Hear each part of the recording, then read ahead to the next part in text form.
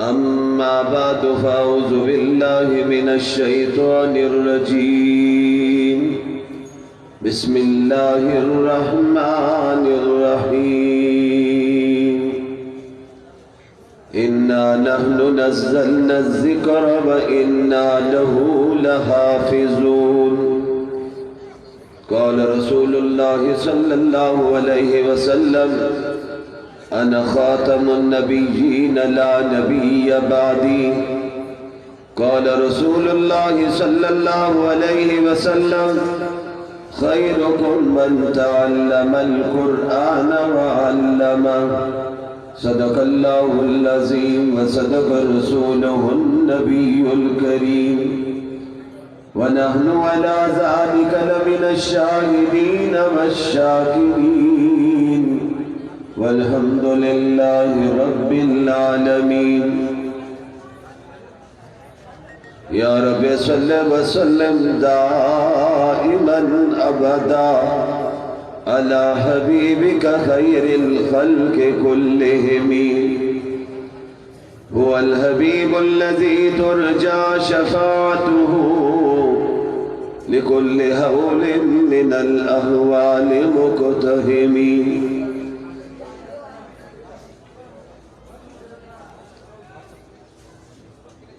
یہ جلوہ حق سبحان اللہ، یہ نور ہدایت کیا کہنا، جبریل بھی شیدا ان کے ہیں، یہ شان نبوت کیا کہنا، جس دل میں ہو پرتوے کرسی و عرش، اس دل کی بلندی صلی اللہ، جس سینے میں قرآن اترا ہو سینے کی عظمت کیا کہنا، نہ ہو کیوں ممتاز اسلام دنیا بھر کے دینوں میں، وہاں مذہب کتابوں میں، یہاں قرآن سینوں میں، طرز جمہوری نشان کج کلاہی چاہیے، ارے جس کے بندے ہیں اسی کی بادشاہی چاہیے۔ بڑی محبت سے، بڑی عقیدت سے، بہت احترام کے ساتھ ایک مرتبہ نماز والا درود پاک ذرا آواز کے ساتھ پڑھ لیجئے۔ كما صليت على إبراهيم وعلى آل إبراهيم إنك حميد مجيد اللهم بارك على محمد وعلى آل محمد كما باركت على إبراهيم وعلى آل إبراهيم إنك حميد مجيد۔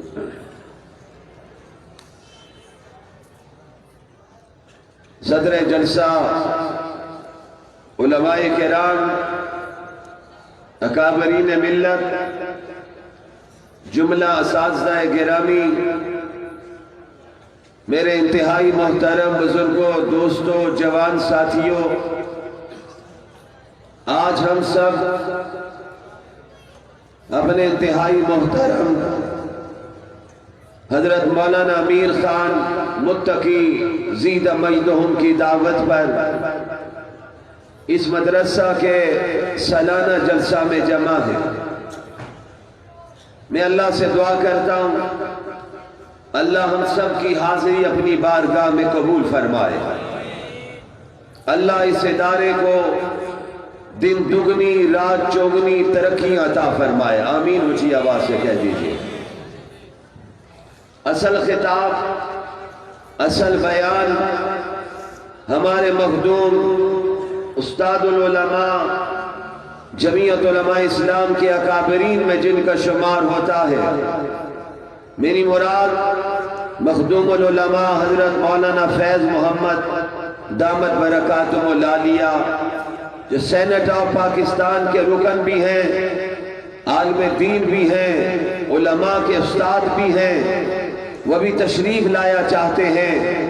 انشاءاللہ العزیز بخاری شریف کی آخری حدیث پڑھائیں گے، اس کے بعد دعا ہوگی۔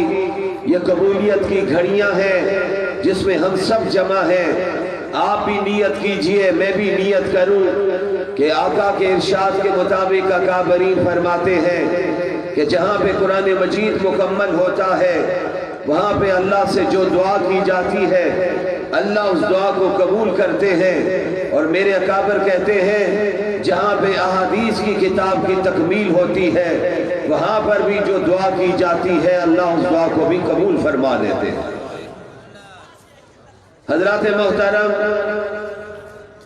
ہمارے بہت محترم جمعیت علماء سکھر کے سیکرٹری جنرل روح رواں حضرت مولانا صالح محمد اندر نے انتہائی اختصار کے ساتھ حالات حاضرہ کی روشنی میں آپ سے گفتگو کی ہے۔ علماء کرام کی بڑی تعداد سٹیج پر رونق افروز ہے، اور جمعیت علماء اسلام سندھ کے روح رواں حضرت مولانا علامہ راشد خالد محمود سومرو صاحب اپنا پورا حصہ ڈال کر تشریف لے گئے۔ مسیح اکابرین آپ سے خطاب کریں گے، میں بھی اپنا حصہ ڈالنا چاہتا ہوں۔ سب سے پہلے ان بچوں کو مبارکباد پیش کرتا ہوں جن بچوں نے اللہ کا قرآن یاد کیا ہے، ان علماء کرام کو مبارکباد پیش کرتا ہوں جنہوں نے 8-9 سال محنت کر کے آج بزرگوں کے ہاتھ سے سر پہ دستار لیں گے، پھر آگے اس میدان میں اتریں گے، دین کے مجاہد بنیں گے، قرآن کی تعلیم دیں گے، احادیث کا پیغام دیں گے، اسلام کی دعوت دیں گے، لوگوں کو دین کی طرف بلائیں گے۔ میری دعا ہے اللہ ان تمام جو مدرسے سے علماء اور حفاظ فارغ ہو رہے ہیں اللہ انہیں بھی، مجھے بھی، آپ کو بھی اور ان ہمارے تمام اکابرین کو بھی زندگی کی آخری سانس تک اپنے دین کے لیے قبول فرما دے۔ آمین اونچی آواز سے کہہ دیجئے۔ آپ کی توجہ چاہتا ہوں، میری نظر بڑی ہے، میرے مخدوم تشریف لا چکے ہیں، ہمارے بہت ہی قابل احترام ہیں، ہمارے اکابرین کی نشانی ہے۔ اللہ نے کتنا اخلاص دیا ہے، کتنی عاجزی نصیب فرمائی ہے۔ سینٹ آف پاکستان کے رکن ہیں، پاکستان بھر میں ان کے تلامذہ ہیں، لیکن عاجزی دیکھیے، انتہا کی عاجزی ہے۔ اسی طرح پروردگار نے ہمارے داعی جلسہ حضرت مولانا امیر خان کو بھی عاجزی دی ہے، اور ان کے نام کے ساتھ متقی لکھا جاتا ہے، حقیقت میں متقی ہے۔ میری دعا ہے اللہ آپ کو بھی متقی بنا دے اور ہمیں بھی متقی بنا دے۔ متقی کسے کہتے ہیں؟ جو اللہ سے ڈرنے والا ہوتا ہے، جس کے دل میں تقوی آ جاتا ہے، سارے ڈر دل سے نکل جاتے ہیں، اس کے دل میں فقط اللہ کا ڈر ہوتا ہے، اور جب کوئی اللہ کا بن جاتا ہے تو پھر یاد رکھیے اللہ ساری کائنات اس کی بنا دیا کرتے ہیں۔ یہ اللہ والوں نے اللہ سے لو لگائی ہے، اللہ سے تعلق پیدا کیا ہے، اللہ سے تعلق جب جڑا ہے تو دنیا ان کی عزت کر رہی ہے۔ آج علماء کی عزت ہے، معاشرے میں سب سے زیادہ آپ کے اکابرین کی عزت ہے، آپ کی قیادت کی عزت ہے۔ کس بنیاد پر عزت ہے؟ یہ دین والے ہیں، اللہ کا دین سیکھنے سکھانے والے ہیں، قرآن کا ترجمہ پڑھانے والے ہیں، بچوں کو قرآن یاد کروانے والے ہیں، بخاری کی احادیث پڑھانے والے ہیں۔ حضرت امام بخاری کی وہ تصنیف ہے، اس کو اول سے آخر تک پڑھاتے ہیں، مسلم شریف پڑھاتے ہیں، ابن ماجہ پڑھاتے ہیں، داؤد شریف پڑھاتے ہیں، ترمذی شریف پڑھاتے ہیں، احادیث پڑھاتے ہیں۔ پھر اللہ ان کو مقام دیتا ہے، اللہ عزت دیتا ہے، اور جو رب کا بن جاتا ہے پروردگار بھی اس کا بن جاتا ہے، اور جب رب کسی کا بن جاتا ہے تو ساری کائنات بھی پھر اس کی بن جایا کرتی ہے۔ میرے بھائیوں، میرے بزرگوں، توجہ رکھیں گے، میں جملوں میں باتیں کہتے ہوئے مائک اپنے مخدوم و مکرم کے حوالے کروں گا۔ ابھی وہ حدیث پڑھانے والے ہیں جو امام بخاری نے بخاری کے آخر میں اس کو بیان فرمایا ہے، میرے نبی کے الفاظ بیان فرمائے ہیں، قربان جاؤں صحابہ پر، آپ کے جان نثاروں پر، آپ کے شہدائیوں پر، ان تلامذہ پر جن کے مقدر پر آسمان کے فرشتے بھی رشک کرتے تھے، ارے جن کے مقدر پر جبرائیل امین بھی ناز کرتے تھے، انہوں نے نبی سے دین سیکھا ہے۔ اور یاد رکھیے یہ نبی سے جو دین آتا ہے، صحابہ کرام اس میں سب سے بڑا واسطہ ہے، اگر یہ واسطہ بھی اس میں سے نکل جائے تو دین کی عمارت کھڑی نہیں رہ سکتی ہے۔ جنہوں نے براہ راست نبی سے دین سنا ہے، جنہوں نے براہ راست نبی کو عمل کرتے ہوئے دیکھا ہے، جنہوں نے میرے نبی کو خطاب کرتے ہوئے دیکھا ہے، جنہوں نے میرے نبی کی زبان سے اللہ کا قرآن سنا ہے، ایک ایک بات دیکھتے رہے ہیں، نوٹ کرتے رہے ہیں، نبی کی ایک ایک بات سنتے رہے ہیں، اپنے شاگردوں کو پہنچاتے رہے ہیں، اور جنہوں نے ایمان کی حالت میں میرے نبی کا دیدار کیا ہے اسے صحابی کہتے ہیں۔ اور میرے نبی نے فرما دیا ہے جس نے ایمان کی حالت میں مجھے دیکھا ہے اللہ نے اس کے لیے جہنم کی آگ کو حرام کرا دیا ہے۔ سبحان اللہ تو اونچی کہہ دیجیے، آپ تو ہم سے زیادہ تھکے ہوئے ہیں، ذرا اونچی آواز سے، ہر طرف سے آواز آنی چاہیے، چار طرف سے آواز آنی چاہیے، مل کر کہو سبحان اللہ۔ یہ جلسے معمولی نہ جانیے، ہمارے علماء کرام ہمارے اکابرین یہ جلسے کرتے ہیں، لوگوں کو پہلا پیغام دیتے ہیں، آؤ مدرسوں میں دیکھو دنیا پروپیگنڈا کر رہی ہے، مدرسوں میں تعلیم کون سی دی جاتی ہے، مدرسوں میں کیا سکھایا جاتا ہے، آؤ مدرسوں میں آ کے دیکھو ادب سکھایا جاتا ہے۔ اور ہمارے اکابرین میں حضرت درخواستی، حضرت مولانا عبداللہ درخواستی حافظ القرآن والحدیث سے رب نے ان کو نوازا ہوا تھا، علامہ انور شاہ کشمیری سے براہ راست فیض لیا تھا، اور علامہ انور شاہ کشمیری نے کہا تھا وقت آئے گا یہی عبداللہ حافظ الحدیث بھی بنے گے، پھر رب نے ان کو چنا ہے۔ حضرت لاہوری کے بعد جمعیت علماء اسلام کے امیر بنتے ہیں، وہ کیا جملہ فرماتے ہیں، اور حضرت لاہوری نے بھی 3 جملے فرمائے ہیں۔ میں اکابرین کی موجودگی میں گفتگو کرتے ہوئے ہچکچاہٹ بھی محسوس کر رہا ہوں، لیکن انہی کی دعاؤں سے کھڑا ہوں، کلمہ حق کہنا چاہتا ہوں۔ آج آپ کے اکابر کلمہ حق کہنے کے لیے پارلیمنٹ میں بھی موجود ہیں، ایوان بالا بھی میں موجود ہے، سینٹ میں بھی موجود ہے، قومی اسمبلی بھی میں موجود ہے، ارے صوبائی اسمبلیوں میں بھی موجود ہے۔ اگر یہ ملا اسمبلیوں میں نہ بھی ہو تو اللہ کے فضل سے ان کی حق کی آواز پوری دنیا پر پہنچ رہی ہے۔ آج مولانا فضل الرحمان اسمبلی میں نہیں، لیکن جب مولانا سکر کراچی لاہور میں تقریر کرتے ہیں تو امریکہ کے ایوانوں میں بھی زلزلہ آ جاتا ہے۔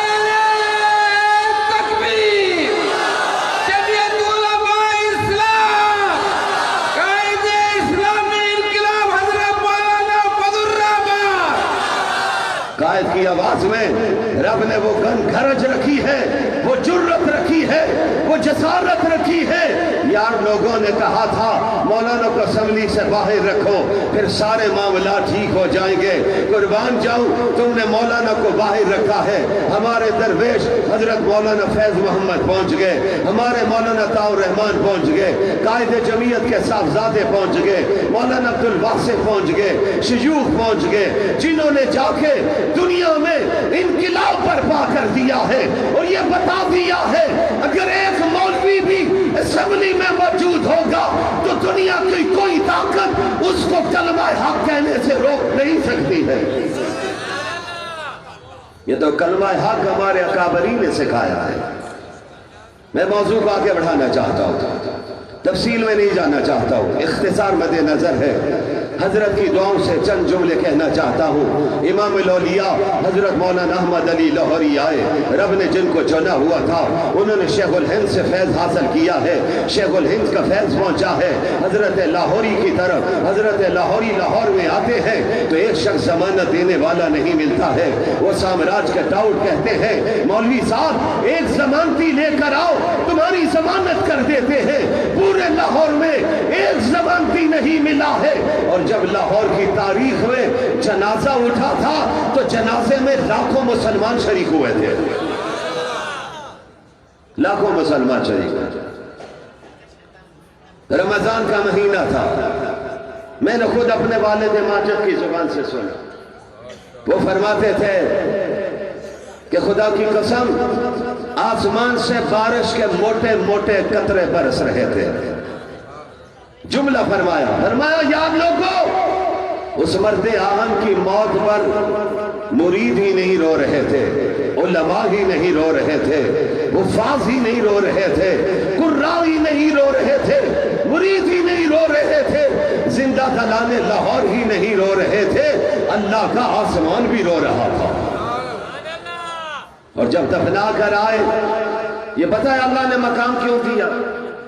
45 برس تک جیل اور ریل میں قرآن کا درس دیا تھا۔ حضرت شیخ الہند کے مشن کو لے کر بڑھے، حضرت شیخ الہند میں مالٹا کی جیل میں جا کر جب رہائی ہوئی 3 سال کی اسیری کاٹی تھی، اور جب واپس آئے تھے تو فرمایا میں نے جیل میں بڑی گہری سوچوں کے ساتھ اس بات کو سوچا تھا کہ مسلمانوں کی پستی کی وجہ کیا ہے، مسلمان آج پوری دنیا رسوا کیوں ہو رہا ہے، عزت اسے کیوں نہیں مل رہی ہے؟ تو میں اس نتیجے پر پہنچا ہوں، مسلمان نے اللہ کے قرآن کو چھوڑا ہے، اس لیے مسلمان بڑھتا جا رہا ہے۔ فرمایا مسلمان نے نبی کی سنتوں کو چھوڑا ہے، اس لیے مسلمان کی عزت نہیں رہی ہے۔ فرمایا دوسری وجہ، مسلمانوں میں اتفاق نہیں رہا ہے، اتحاد نہیں رہا ہے، آپس میں لڑ رہے ہیں۔ حضرت شیخ الہند کہتے ہیں میں نے مالٹا کی جیل میں بیٹھ کر یہ فیصلہ کیا تھا، اب رہائی کے بعد جتنی بھی زندگی ملے گی، اس ساری زندگی میں اللہ کے قرآن کا پیغام دنیا کو دیتا رہوں گا، اور امت میں اتحاد کا پیغام بھی ساری دنیا کو سناتا رہوں گا۔ میرے بھائیوں، آئیے ایک اور جملہ کہتا چلو، ہمارے آپ کے اکابر کیسے تھے؟ حضرت شیخ الہند، حضرت مولانا محمود حسن رحمت اللہ علیہ، اللہ ان کی قبر پر کروڑہار رحمت نازل فرمائے۔ مرد کلندر، مرد آہن، وہ درویش انسان جس کا بیان جب انگریز نے لیا تھا، چٹی چمڑی والوں نے، تو انہوں نے بھی کومنٹس لکھے تھے اس بیان کے نیچے کہ بھائی ہم نے بڑے بڑے ملا کو دیکھا ہے، بڑے بڑے ملا دیکھے، لیکن محمود حسن جیسا ملا نہیں دیکھا ہے۔ اللہ نے کیا حافظہ دیا ہے۔ انار کے درخت کے نیچے ایک استاد آیا تھا جس کا نام ملا محمود تھا، شاگرد آیا تھا اس کا نام بھی محمود تھا۔ قربان جاؤں، کون اس وقت سوچ سکتا تھا یہی محمود آئے گا، جب دارالعلوم دیوبند سے پڑھ کے نکلے گا تو دنیا اسے شیخ الہند مولانا محمود حسن کے نام سے جانے۔ اللہ نے انداز دیا تھا، میرے اللہ نے مقام دیا تھا۔ توجہ کا طالب، طلباء آ رہے ہیں، بخاری کھلنے والی ہے، حضرت تشریف فرما ہے۔ میں بھی اسی حوالے سے ایک دو باتیں کہنا چاہتا ہوں، لیکن اس سے پہلے اپنے اکابری کے ذکر میں ایک بات جو سنانا چاہتا ہوں۔ حضرت لاہوری رحمہ اللہ فرمایا کرتے تھے کہ میں اگر ریلوے اسٹیشن پر پہنچوں، یہ آپ ہم روڑی میں بیٹھے ہوئے ہیں، ہم روڑی میں بیٹھے ہوئے ہیں، اسی روڑی کے ریلوے اسٹیشن پر چلے جائیے۔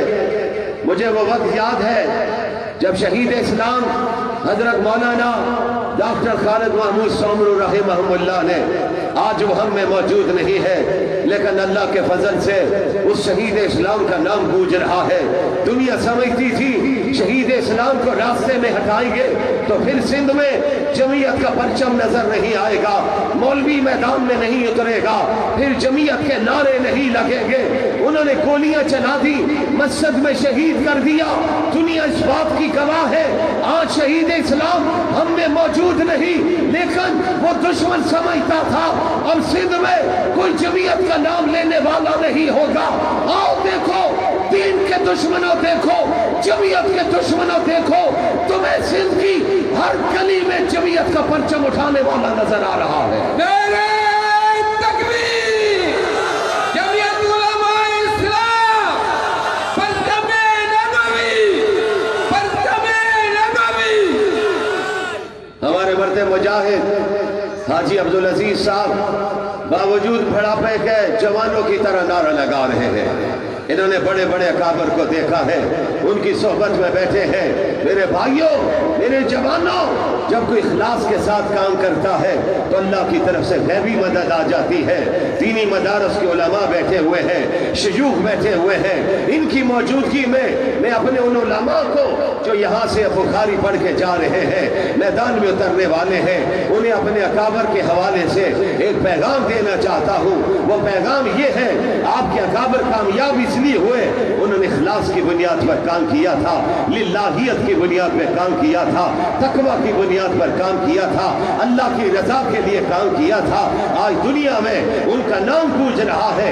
آپ بھی تقوی کی بنیاد پر میدان عمل میں اتریے، اللہ کی رضا کے لیے کام کیجئے، دنیا کو چھوڑ دیجئے۔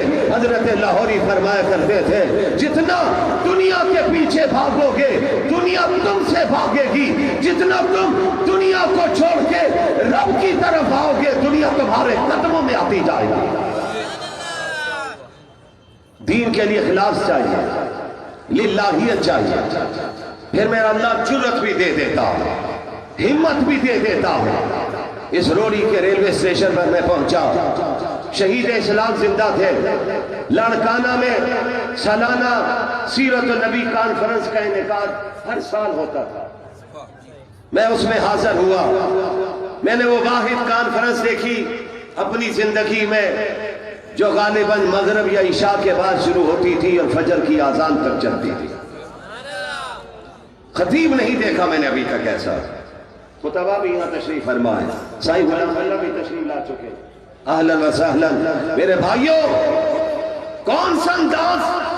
میں جب روڑی کے ریلوے اسٹیشن پر اترا، عصر کی نماز نہیں پڑھی تھی، میں نے وہاں پہ کسی نے پوچھا مسجد، انہوں نے کہا وہ سامنے مسجد ہے، پرانی مسجد تھی۔ میں جب وہاں پر پہنچا تو میری نظر پڑی، تختی لگی ہوئی تھی، اس مسجد کا سنگ بنیاد حضرت لاہوری نے رکھا ہوا تھا۔ کہاں سے وہ مرد آہن چلے؟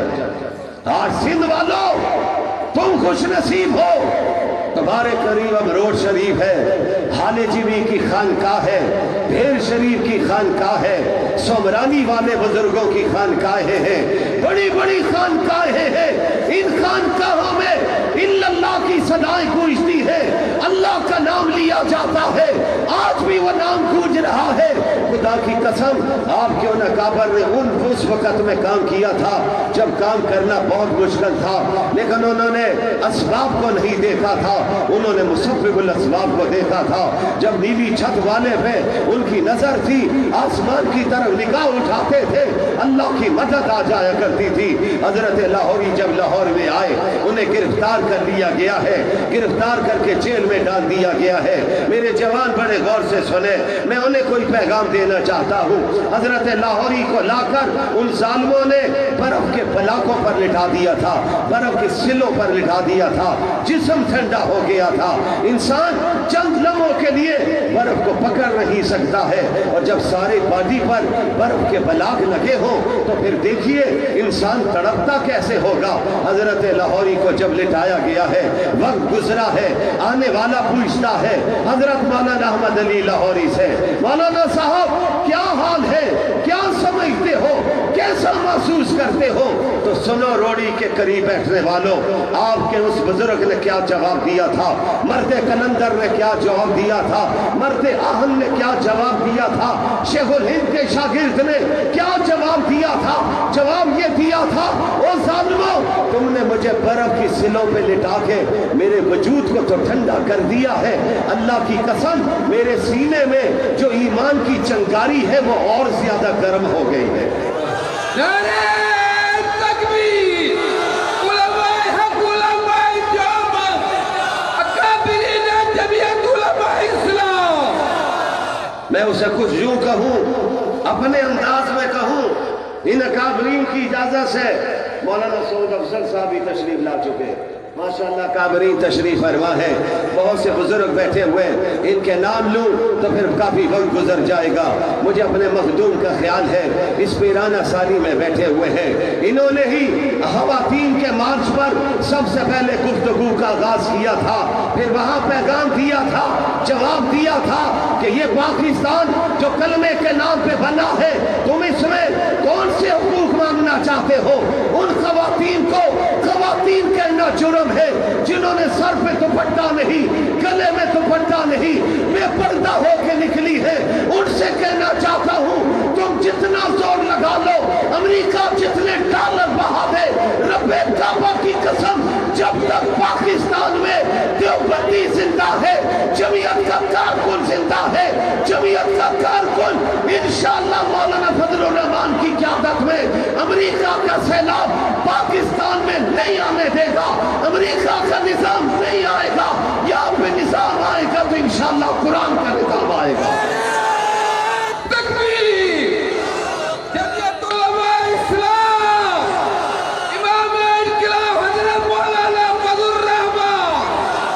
آپ اسی انقلاب کے لیے تیار ہیں؟ آواز آنی چاہیے، ہاتھ لہرا کے کہو، مل کے کہو انشاءاللہ، اونچی آواز سے کہو انشاءاللہ۔ ارے یہ انقلاب ہمارا بلٹ کے ذریعے نہیں ہوگا، یہ انقلاب بیلٹ کے ذریعے ہوگا، پرچی کے ذریعے ہوگا، ووٹ کے ذریعے ہوگا۔ حضرت مولانا نے سینٹ میں ایک آغاز کیا تھا، پورے ملک میں بحث چھڑ گئی، پورے ملک نے وہ مناظر دیکھے، ٹی وی کی سکرین پہ آئے، قربان جاؤں میں اپنے رب پر، جب رب حق کہلوانے پہ آتا ہے تو پھر وہ لوگ بھی آگے جو ناول بھی لکھتے ہیں، ڈرامے بھی لکھتے ہیں، انہوں نے اپنے نام کی لاج رکھ دی ہے، ان کا نام بھی ماں باپ نے خلیل رکھا ہے۔ خلیل نے پھر امریکہ میں بیٹھی ہوئی موم بتی سرکار کی عورت کی جو کلاس لی تھی وہ آپ کو بھی یاد ہے اور مجھے بھی یاد ہے، اور دنیا نے کل دیکھا ہے اگر چند بے پردہ عورتیں میدان میں نکلی تو باحیا عورتیں بھی آئی ہیں۔ انہوں نے اعلان کیا ہے کہ پاکستان میں فحاشی کا سیلاب نہیں آئے گا، یہاں پہ انشاءاللہ پردے کا انقلاب آئے گا۔ ساتھ دیں گے آپ انشاءاللہ؟ بولو تو صحیح اونچی آواز سے، مل کر کہو انشاءاللہ۔ یاد رکھو، یہ کہتے ہیں آج یہ مولوی، یہ ملا، مولوی کو کوئی اعتراض نہیں، کہو مولوی، مولوی تو خوش ہوتا ہے، مولوی کہتے ہیں اللہ والے۔ کس کو کہتے ہیں؟ اللہ والا۔ ہمیں تو فخر ہے، ہمیں نسبت مل رہی ہے اللہ والے۔ یہ سارے اللہ والے بیٹھے ہوئے ہیں، درویش بیٹھے ہوئے ہیں، انہیں کس چیز کی فکر ہے؟ یہ دین کے لیے میدان میں اترے ہوئے ہیں۔ میرے قائد حضرت مولانا فضل الرحمان نے کراچی سے لے کے پشاور تک، خیبر تک ملین مارچ کیے تھے، ناموس رسالت کے لیے نکلے تھے، ختم نبوت کے لیے نکلے تھے، آج بھی میدان میں ہے اور آنے والے وقت میں بھی انشاءاللہ میدان میں کھڑے ہوں گے۔ آج اتنا بڑا جلسہ یہ اعلان کرتا ہے اپنی قیادت بزرگوں کی موجودگی میں ہم ختم نبوت کے لیے، دین کے لیے، اسلام کے لیے ہمیں جان کی بازی بھی لگانی پڑی تو ہم انشاءاللہ اس کے لیے بھی تیار بیٹھے ہوئے ہیں۔ نعرہ تکبیر، ختم نبوت۔ میرے بھائیوں، ہم تو ماننے والے حضرت ابو بکر صدیق کے ہیں، کہہ دو رضی اللہ تعالی، اونچی آواز سے کہو رضی اللہ تعالی۔ کون صدیق اکبر؟ جب میرے نبی نے کہا تھا لاؤ گھر سے مال لے کر آؤ، دین کے لیے مال چاہیے، ہمارے مجاہدوں کے لیے ساز و سامان چاہیے، اسلحہ تو نہیں، ان کے لباس تو چاہیے، کھانے پینے کی چیزیں چاہیے۔ حضرت عمر فاروق رضی اللہ تعالیٰ عنہ کہتے ہیں میں نے اس موقع پر فیصلہ کیا تھا کہ آج میں حضرت ابو بکر سے آگے نکلوں گا۔ دیکھیے نیکی میں مقابلہ تھا، بڑی معذرت سے جملہ کہنے لگا ہوں، آج برائی میں مقابلہ ہے، ایک کاش نیکی میں مقابلہ شروع ہو جائے۔ جوان کہے میرا دوست مغرب کی نماز کے بعد 2 نفل پڑھتا ہے، یہ کہنے میں ابابیل کے نفل بھی پڑھوں گا، میرا جو نوجوان سوتے وقت میں 2 نفل پڑھتا ہے، یہ اعلان کرے نہیں میں تہجد کے وقت اٹھ کے نفل ادا کروں گا۔ نیکی میں مقابلہ ہو جائے، اور نیکی میں جب مقابلہ ہوتا ہے تو معاشرے میں انقلاب آ جاتا ہے، پورا معاشرہ سدھر جاتا ہے، زندگیاں لوگوں کی بدل جاتی ہے۔ انہی زندگیوں کو بدلنے کے لیے یہ دینی مدارس اپنا کردار ادا کر رہے ہیں، بے سر و سامانی کے عالم میں میدان عمل میں کھڑے ہیں، وسائل ان کے پاس نہیں ہے، لوگوں کے پاس جاتے ہیں، چندہ مانگتے ہیں، ڈونیشن کی بنیاد پہ چلتے ہیں، پھر CID والے دوڑتے ہوئے آتے ہیں، مولوی صاحب اتنے بچے آپ نے رکھے ہوئے، ان کے کھانے کا انتظام کہاں سے ہے، بسترے کہاں سے آتے ہیں؟ جواب آتا ہے بھائی تم آ کے مدرسے میں دیکھ لو، ہمیں کہیں سے ایڈ نہیں آتی ہے، وہ رزاق ہے، اس رزاق سے ہم مانگتے ہیں تو عبد الرزاق کے لیے روزی کا انتظام کر دیتا ہے۔ حکیم الامت حضرت مولانا اشرف علی تھانوی رحمت اللہ علیہ کس موقع پر یاد آئے؟ مرد قلندر، ان کی خانقاہ میں بھی دلی سے سی آئی ڈی والے تھانہ بہاول پہنچے، اور جب وہاں پہنچے تو انہوں نے کہا رپورٹ لو، یہ ان کے پاس مسائل کہاں سے آتے ہیں، دیگیں کیسے پکتی ہیں، مرید اتنے آتے ہیں، کہاں سے کھانے تیار ہوتے ہیں۔ سی آئی ڈی والا پہنچا ہے، بیٹھا ہوا ہے، دن گزار رہا ہے، حضرت کے پاس کسی نہ کسی ذریعے سے پہنچ گیا ہے، حضرت سے کہنے لگا حضرت میں سرکار کی طرف سے ہوں، میں نے ایک سوال صرف آپ سے کرنا ہے، یہ خانقاہ کا نظام کیسے چلتا ہے، مدرسے کا نظام کیسے چلتا ہے، وسائل کہاں سے آتے ہیں؟ فرمایا تم کب آئے ہو؟ حضرت آئے ہوئے تو 1-2-3 دن گزر گئے ہیں۔ فرمایا تم نے تو سب کچھ اپنی آنکھوں سے دیکھ لیا ہے۔ نہیں حضرت پھر بھی میری حکومت کا سوال ہے، اس سوال کا جواب آپ دے دیجئے۔ فرمایا بھائی ہمیں تو اللہ دیتا ہے، جو چیز ضرورت پڑتی ہے اللہ سے مانگ لیتے ہیں، ہمارے ہاتھ اٹھتے ہیں، طالب علم قرآن پڑھتے ہیں، بخاری کی احادیث پڑھتے ہیں، پھر اللہ سے مانگنا شروع کرتے ہیں، اللہ پہ روزی بھیجنا شروع کر دیتا ہے۔ راستے میں گزرتے ہوئے عورتیں بھی دے کے چلی جاتی ہیں، نہیں حضرت کچھ اور ذرائع بھی تو موجود ہیں۔ فرمایا ہمارا اور کوئی ذریعہ نہیں ہے۔ حضرت کے الفاظ سنیں، سادہ الفاظ سنیں، محبت والے الفاظ سنیں، ارے دین کی محبت، دین کی تڑپ کے الفاظ سنیں تو وہ حیران ہو گیا، ششدر ہو گیا، اٹھا ہے، باہر نکلا ہے، پھر واپس آیا ہے اور کہا حضرت میں نے سب مناظر دیکھے ہیں، میرا جی چاہتا ہے، آیا تو میں سرکار کی طرف سے ہوں، میں بھی کچھ چندہ دینا چاہتا ہوں، آپ اس مدرسے کے لیے، خانقاہ کے لیے چندہ قبول کر لیجئے۔ تو حضرت تھانوی نے جواب میں کہا تم سے پیسے لینے درست نہیں ہے، کیونکہ تم سرکاری طور پر مامور تھے، اس ڈیوٹی کے لیے آئے ہوئے تھے، ہمارا اکابر کا طریقہ یہ ہے، آپ سے پیسے نہیں لے سکتا ہوں۔ اللہ کی شان ہے، اس نے لوگوں سے پوچھا حضرت تھانوی کی جوتی کہاں پڑی ہوئی ہے؟ کسی نے کہا یہ بزرگوں کی جوتی وہ راستے میں پڑی ہوئی ہے۔ اس نے جاتے ہوئے نوٹ جوتی میں رکھ دیے، مرید دیکھ رہا تھا، دوڑتا ہوا حضرت تھانوی کے پاس پہنچا۔ حضرت تھانوی کون ہے؟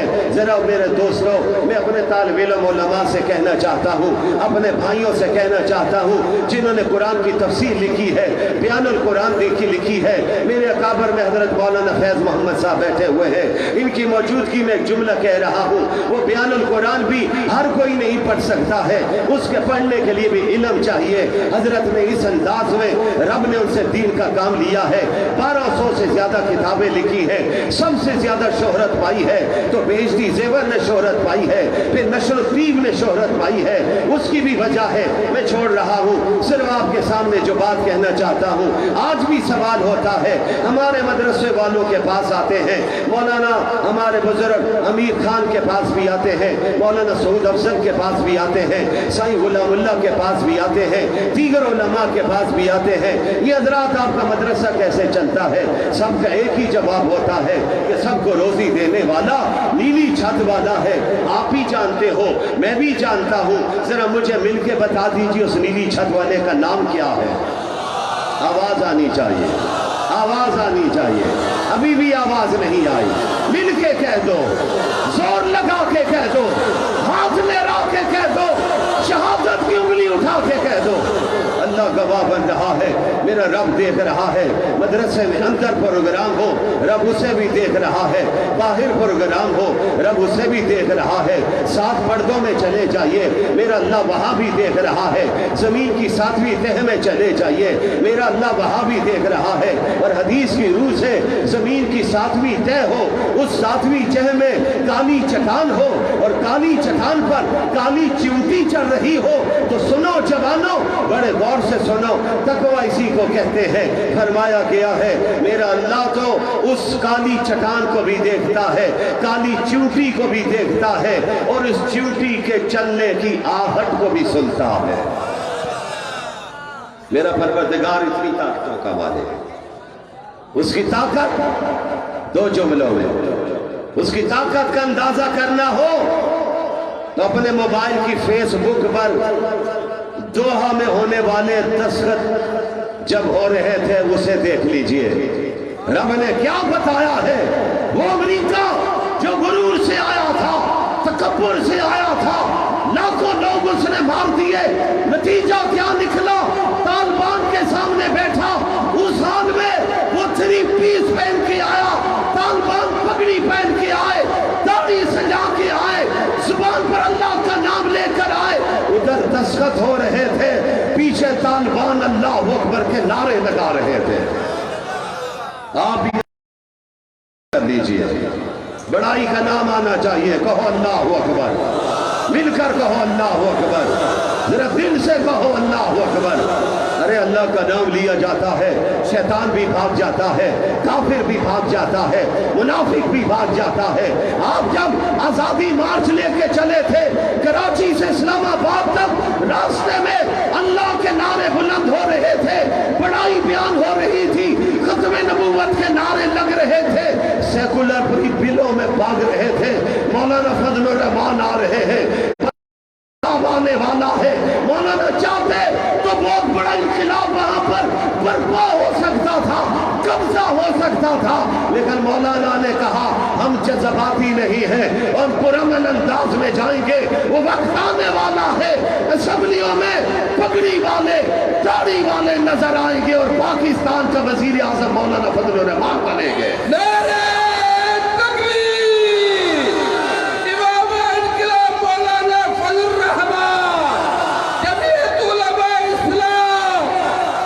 روس ٹوٹ گیا. جس وقت میرے اکابر نے کہا تھا یہ روس ٹوٹے گا، تو سیکولر لابی، یہ موم بتیاں جلانے والے بدبختوں نے کہا تھا یہ ملا کو کیا ہو گیا، اکابر ہے اسے کون توڑ سکتا ہے. ٹوٹا. اب ہمارا ایمان ہے انشاءاللہ امریکہ بھی، انڈیا بھی ٹوٹے گا. ذرا مجاہدوں کی طرح جواب دو نا، مل کر کہو انشاءاللہ، جرأت سے ہاتھ ہلا کے کہو انشاءاللہ. مولانا فضل الرحمان کے ماننے والوں ذرا بلند آواز سے کہو انشاءاللہ ٹوٹیں گے. یہ آج ہم سے پوچھتے ہیں دینی مدارس کا کردار کیا ہے. دینی مدارس کا کردار، دینی مدارس نے تحریک پاکستان میں کردار ادا کیا ہے. آج سن 73 کا آئین ہے، مانتا ہوں ذوالفقار علی بھٹو کے دور میں بنا ہے، لیکن اس کو آئین کو بنوانے میں دینی مدرسے کے علماء کا کردار ہے. مفکر اسلام حضرت مولانا مفتی محمود کا کردار ہے. مجاہد ملت حضرت مولانا غلام غوث ہزاروی کا کردار ہے.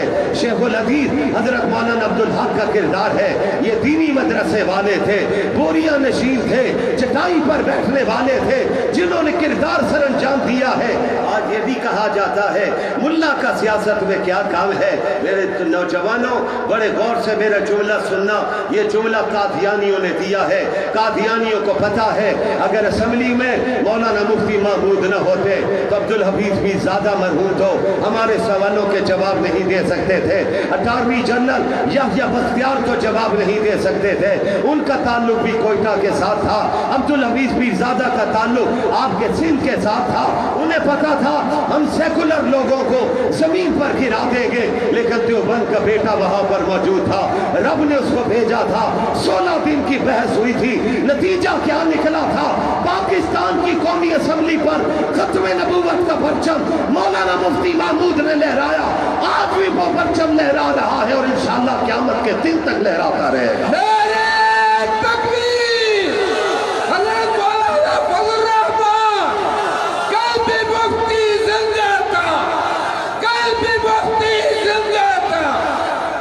وہ کہتے ہیں ہم خواتین کو حقوق دینا چاہتے ہیں. ارے خواتین کو حقوق تو اسلام نے دیے، خاتون کو حق تو آمنہ کے لال نے دیا ہے. وہ منظر بھی حدیث میں موجود ہے. آقا تشریف فرما ہے، ایک عورت گرفتار کر کے لائی جاتی ہے، کافرہ ہے، کلمہ اس نے نہیں پڑھا ہے، سر اس کا ننگا ہے. میرے نبی نے اپنی چادر مبارک، جس چادر کا ذکر اللہ کے قرآن میں آتا ہے، میرے آقا نے چادر اٹھا کر اس کی طرف پھینک دی. فرمایا اس کے سر پہ رکھ دو، میں اللہ کا پیغمبر بیٹھا ہوں، اس کو ننگے سر نہیں دیکھ سکتا ہوں. صحابہ نے کہا آقا یہ کافر کی بیٹی ہے. فرمایا کافر کی بیٹی ہے لیکن ہے تو بیٹی ہے, اس کے سر پہ میری چادر رکھ دو. میرے نبی آئے, خواتین کو حق دینے کا وقت آیا ہے تو خاتون کو ماں کا درجہ دیا ہے, اور جب ماں کا درجہ دیا ہے تو اس کے قدموں کے نیچے جنت رکھ دی ہے. خاتون کو بیوی کا درجہ دیا ہے, بیوی کو دین اسلام کا مرد کی ایمان کی تکمیل کا ذریعہ قرار دے دیا ہے. بہن کا حق دیا ہے. ارے بہن کو کہا ہے تو ہاتھ اٹھا لے, اللہ تیری دعا کو بھائی کے حق میں رد نہیں کریں گے. ارے بیٹی کا درجہ دیا ہے, فرمایا تو بیٹی اپنے سینے سے لگا, اسے بیاہ کر کے بھیج, پان پوس کے بھیج, 2 کو بھیج, 3 کو بھیج. میرے نبی کہتے ہیں کل تو جنت میں آئے گا, میرے ساتھ ایسے کھڑا ہوگا جیسے شہادت کی انگلی کے ساتھ دوسری انگلی کھڑی ہے. میرے بھائیوں, میرے جوانوں, دین کو سمجھو, دین لے کر آگے بڑھو. آئیے بات کا تتمہ کر لوں, بات آپ کے سامنے رکھ لوں. حضرت عمر فاروق کہتے ہیں رضی اللہ تعالیٰ عنہ, میں نے فیصلہ کر لیا تھا کہ میں آج حضرت ابو بکر سے آگے نکل جاؤں گا. حضرت ابو بکر گھر میں پہنچے ہیں, گھر میں حضرت عائشہ ہے, بیٹی بیٹھی ہوئی ہے, صاحبزادے موجود ہیں. فرمایا نبی نے آج چندہ مانگ لیا ہے, کیا کیا لے کے جانا ہے؟ نبی نے کیا مانگا ہے؟ فرمایا میں نبی نے کہہ دیا ہے ابو بکر آج سب کچھ لے کے چلا جائے گا, کوئی بھی چیز گھر میں نہیں ہوگی. سوال ہوا ہوگا گھر کے لیے بھی تو کچھ چھوڑیے. فرمایا اللہ پھر ہمیں دے دے گا. آج نبی کی زبان سے سنا ہے ابو بکر تو نبی کا حکم ماننے والا ہے, مجھے سارا سامان لپیٹ کے دے دو.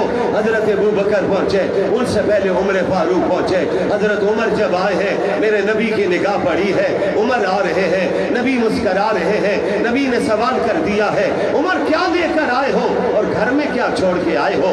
عمر فاروق نے جواب میں کہا آقا میں گھر میں آدھا سامان چھوڑ کے آیا ہوں, آدھا ساتھ لے کر آ گیا ہوں. اتنے میں ابو بکر صدیق آ گئے, ہم نبی کے یار غار آ گئے, آج کے یار مزار آ گئے, جنتی آ گئے جنہیں بشارتیں ملی ہیں, جن کے بارے میں میرے نبی نے کہا ہے کل میرے ابو بکر جائیں گے تو جنت کے 8 دروازوں سے آواز پڑے گی ابو بکر ادھر سے آ جائیے, عبداللہ ادھر سے آ جائیے, صدیق ادھر سے آ جائیے, عتیق ادھر سے آ جائیے, تشریف لائیے. رب نے کہا ہے ابو بکر جس دروازے سے داخل ہونا چاہے فرشتوں دروازہ کھول دینا. میرے نبی نے کہہ دیا تھا میں نے دنیا میں ہر ایک احسان کا بدلہ چکا دیا ہے, ابو بکر کے احسانوں کا بدلہ رب کائنات معاشر کے میدان میں چکا دے. حضرت ابو بکر صدیق آیا, میرے نبی نے پوچھا, فرمایا ابو بکر آگے, جی آقا آگے آگے, کیا لائے اور گھر کیا چھوڑ کے آئے؟ جواب آیا آقا بلکہ حضرت ابو بکر صدیق اپنے کپڑے جو پہنے ہوئے تھے ان کپڑوں کو بھی سامان میں لپیٹ کر لے کر آگے, اور جسم پر بوری نما کپڑے پہن کے آگے, بٹن کوئی نہیں لگا ہوا تھا. سنو عاشقوں, صحابہ کے عاشقوں بڑے غور سے سنو, اہل بیت کے ماننے والوں بڑے غور سے سنو, جمعیت کے ساتھ چلنے والوں بڑے غور سے سنو. کیا پیغام دینا چاہتا ہوں؟ بوری والا سوٹ پہن کے آگے, بٹن نہیں ہے, کانٹوں سے اپنے انہوں نے یہاں پر کانٹے لگائے ہوئے ہیں.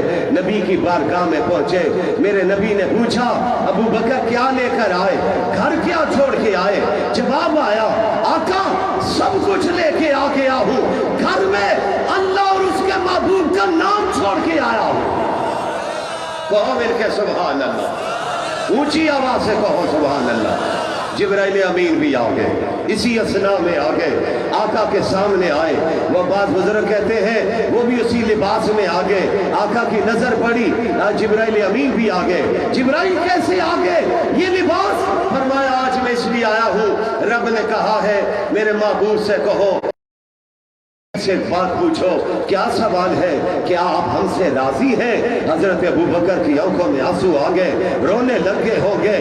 فوراً جواب میں کہا ہے اے اللہ کے پیغمبر خدا کی قسم میں رب سے بھی راضی ہوں, رب کے محبوب سے بھی راضی ہوں. آج اسی جذبے کو سلامت رکھنے کی ضرورت ہے, اور جمعیت علماء اسلام یہی چاہتی ہے کہ اس پاکستان میں خلافت راشدہ کا نظام آئے, اور انشاءاللہ وہ وقت آئے گا یہاں پہ ابو بکر صدیق کی صداقت کا نظام آئے گا, عمر کی عدالت کا نظام آئے گا, عثمان کی صحابت کا نظام آئے گا, اور انشاءاللہ علی کی شجاعت کا نظام آئے گا. مجاہدوں کی طرح کہو انشاءاللہ. میرے بھائیوں، میرے جوانوں، میرے بزرگوں، میرے ساتھیوں، جمعیت کے جیالوں، آؤ میں جن کا ذکر کر رہا ہوں، کبھی رب کائنات ہمیں بھی مدینہ لے کے جائے گا۔ مدینہ میں اور امیر شریعت سید عطا اللہ شاہ بخاری کیا تاریخی جملہ فرماتے ہیں، فرمایا سنو یار لوگوں، جو اللہ رحمتیں اپنے محبوب پر نازل کر رہا ہے، صبح بھی نازل کر رہا ہے، شام کو بھی نازل کر رہا ہے، وہ رحمتیں ابو بکر صدیق کو بھی مل رہی ہے، عمر فاروق کو بھی مل رہی ہے۔ درفشانی نے تیری قطروں کو دریا کر دیا، دل کو روشن کر دیا، آنکھوں کو بینا کر دیا، خود نہ تھے جو راہ پر اوروں کے ہادی بن گئے، کیا نظر تھی جس نے مردوں کو مسیحا کر دیا۔